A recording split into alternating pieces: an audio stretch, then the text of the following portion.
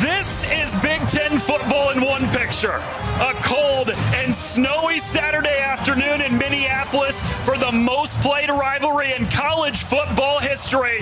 The 135th all-time meeting and 77th time they've played for Paul Bunyan's Axe. It's Wisconsin and Minnesota on the Gophers Senior Day. Hello, everyone. We welcome you to Minneapolis with Minnesota royalty, Robert Smith. I am merely Noah Reed.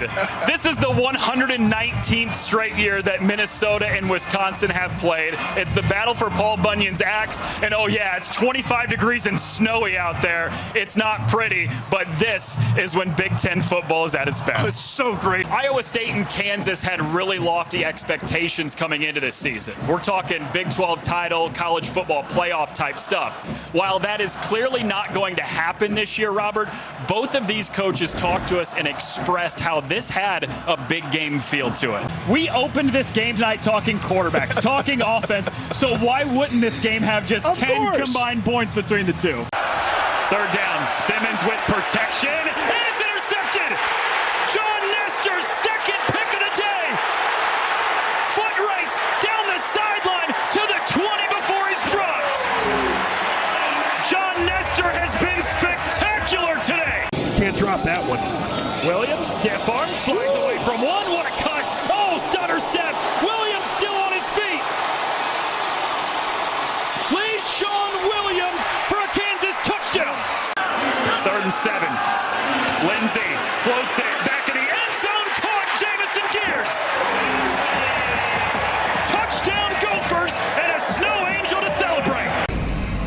Oh, and here is that Nico Iamaleava timeline. Starting quarterback, college football playoff appearance in 2024 with Tennessee. Who they lose to? Ohio State, eventual national champions. There, you happy? Enters the portal, comes home to UCLA about an hour from where he grew up, and has been sensational the last 2 weeks. 8 total touchdowns, no picks. That upset win over Penn State and a road win at Michigan State. Frias, bust loose! There he goes! Foot race! Touchdown UCLA!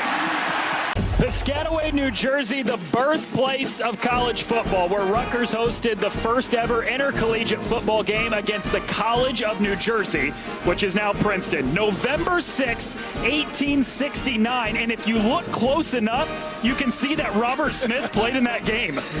Man, what's so funny is that I was getting ready to say, no, I didn't play in that game. We're both Captain Obvious on that one. Some incredible shots there of my youth. Thank you very much, Noah. I'm good for one thing, and that's some jokes for you. 3 straight touchdown drives in the second quarter for Rutgers, all 3 of them passing touchdowns for Ethan Kaliakmanis. It felt like this offense hit a groove in that second quarter. Yes, it did. I think it really all starts up front. I mean, we talk about this every week. Football is just a line of scrimmage football game, and that line of scrimmage, they've done a great job opening up the holes for Raymond in the run game, and they've been able to protect Ethan Kaliakmanis. And he just has an NFL arm with an NFL level of confidence and execution and precision. 147, 3 touchdowns in that first half for Kaliakmanis. You saw the 2 interceptions. One of them went right through his receiver's hand. The other was a Hail Mary at the end of the first half. And Antoine Raymond with another carry, his 20th of the game, picks up 5 on the first play of the third quarter.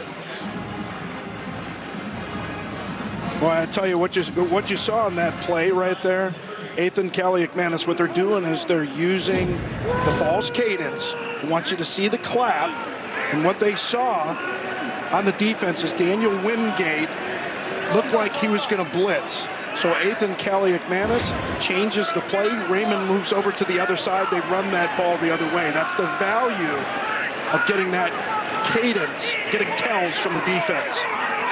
3.5-year starter Kaliakmanis, the freedom to change the play at the line. Second straight carry for Raymond. And you see the patience there, Robert. We had Rutgers about a month ago at Washington, and you made a comment in that game that he reminds you of Le'Veon Bell because of the patience and the power combination, and you're seeing that again today. Yeah, you are, and you know, it's Tyrone Willingham was my running back coach with Minnesota Vikings. Learned more from him about running the football than I did anybody. And he always said, you know what? You've got more time than you think, and you've got less time than you think. So as a running back, you got to figure out that balance. Can't dance, but it's good to be patient. Third consecutive carry to start this half for Raymond, and he cuts upfield for a first down. He's got 7 to move the chains.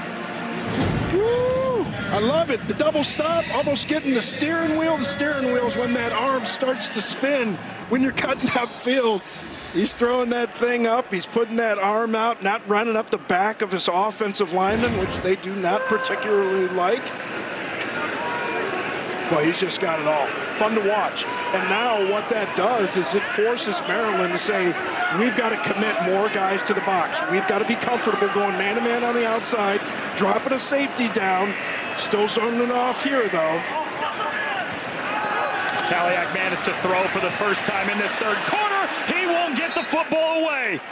Sacked by Nasir Taylor. Nasir Taylor, another one of those true freshmen, and he's going to come on a late loop back to the inside. And that's how you get those free runners.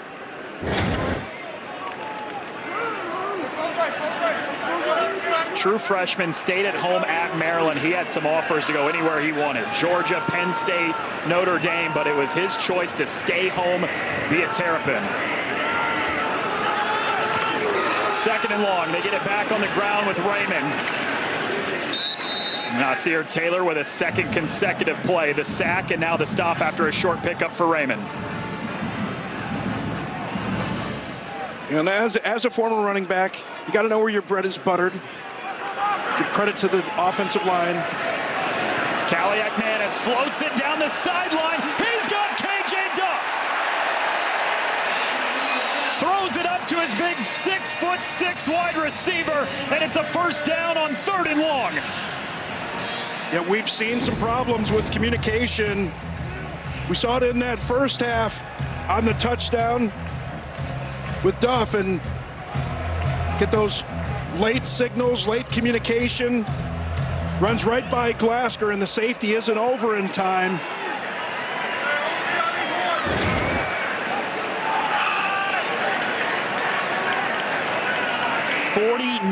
yards on 3rd down.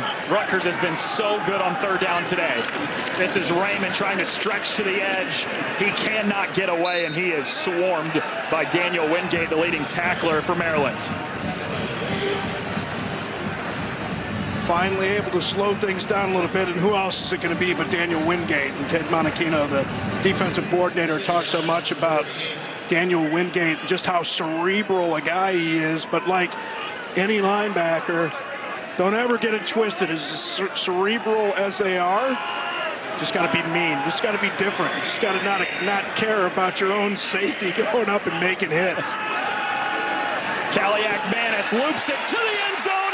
It's Ian Strong's 3rd receiving touchdown today.